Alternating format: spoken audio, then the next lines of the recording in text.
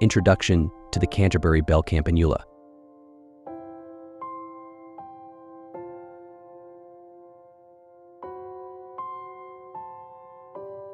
Hello everyone. Today we're going to talk about a beautiful and fascinating plant called Campanula. If you're a fan of flowers and plants, stay with us until the end of the video to learn more about this lovely plant.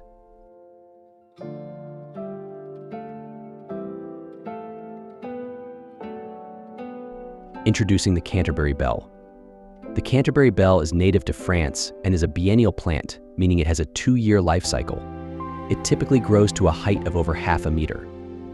This ornamental flower, also known as the bellflower, is renowned for its sturdy stems and beautiful purple and blue blooms, making it one of the most attractive houseplants. It usually grows to a height of 50 to 90 centimeters.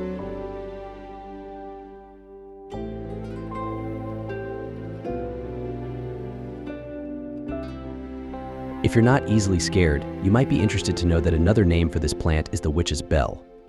If you enjoy watching horror movies, you might have seen scenes where witches hide in the small Canterbury Bell flowers. But of course, this is just a myth.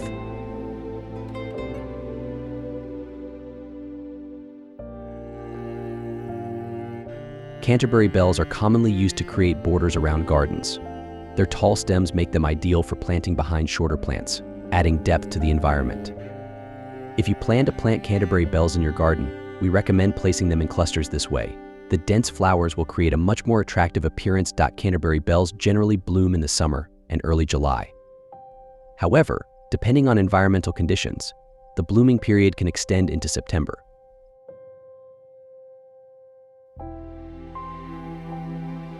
How to care for Canterbury Bell.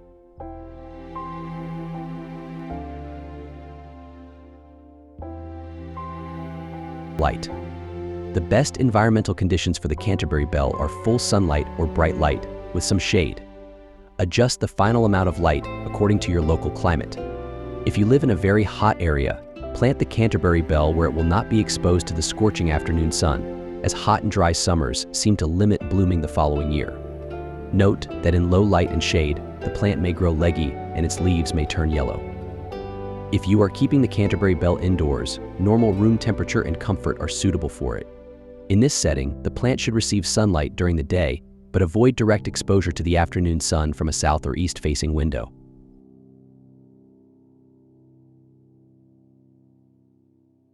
Watering. During the summer, the Canterbury Bell requires consistent moisture and regular watering to prevent its leaves and flowers from wilting. Keep the soil moist but not overly compacted. Be careful not to overwater, as this can cause root rot and yellowing of the plant. As winter approaches, significantly reduce watering. Only water the plant when the soil is completely dry.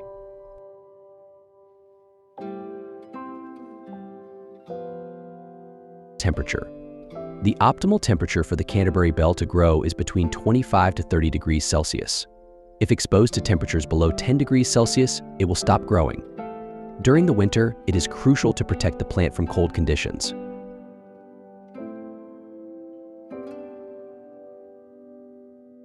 Soil.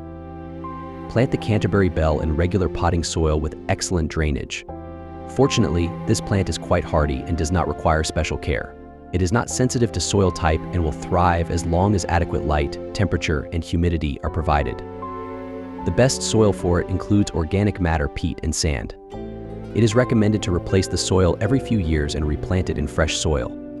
If you plan to repot or change the soil of your Canterbury Bell, early spring when new growth starts is an ideal time to do so.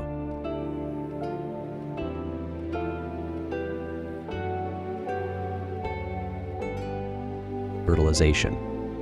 To strengthen the plant, you can fertilize it during the summer while watering. Choose a suitable liquid fertilizer, dilute it in the plant's water, and add it to the soil. You can do this with every other watering. Generally, stop fertilizing the plant after the blooming period has ended.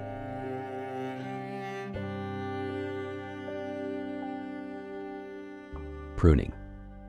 Next, let's discuss pruning as part of the care routine for the Canterbury Bell. Removing flowers that have spent a long time on the plant encourages more blooming and prevents the plant from self-seeding. After the leaves start to wilt, cut off the flowering branches at their connection to the main stem.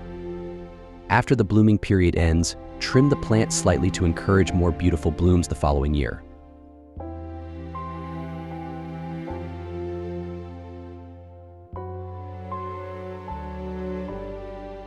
Pests and diseases.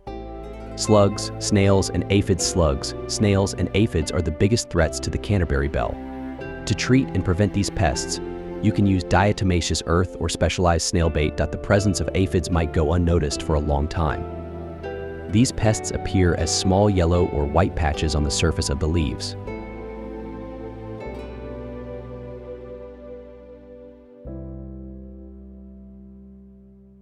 Initially, try to remove aphids by spraying the plant with cold water. If the infestation is extensive, use some neem oil or insecticidal soap.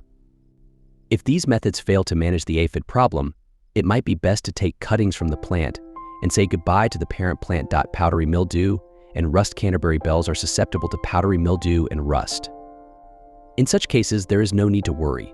Simply remove the affected and dead leaves from the plant and allow it to recover. Apart from pests, there is no other significant concern for the health of the Canterbury Bell. This plant is not prone to diseases and is not considered an invasive species.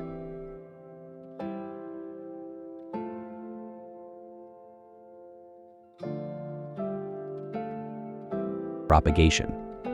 Campanula can be propagated through seeds, division, or cuttings.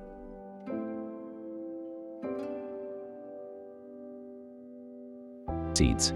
Sow seeds in spring or early summer and keep them at a temperature of around 15–20 degrees. Sow the seeds of this plant indoors about 8 to 10 weeks before the end of the cold winter season. Plant the seeds at a depth of approximately 3 millimeters and cover them with a thin layer of soil.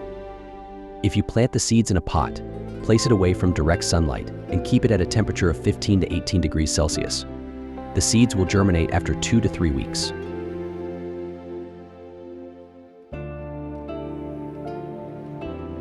Division.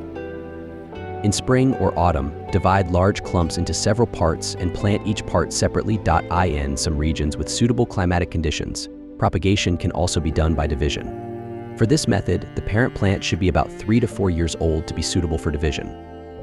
This method should be used when the plant is not in bloom.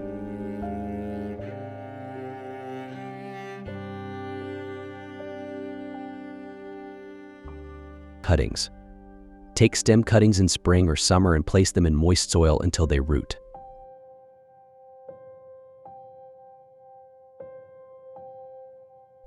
We hope you found this video useful and enjoy caring for and maintaining your Campanula plant. If you have any questions or know any tips about this plant, please share them with us in the comments section. Until the next video, goodbye.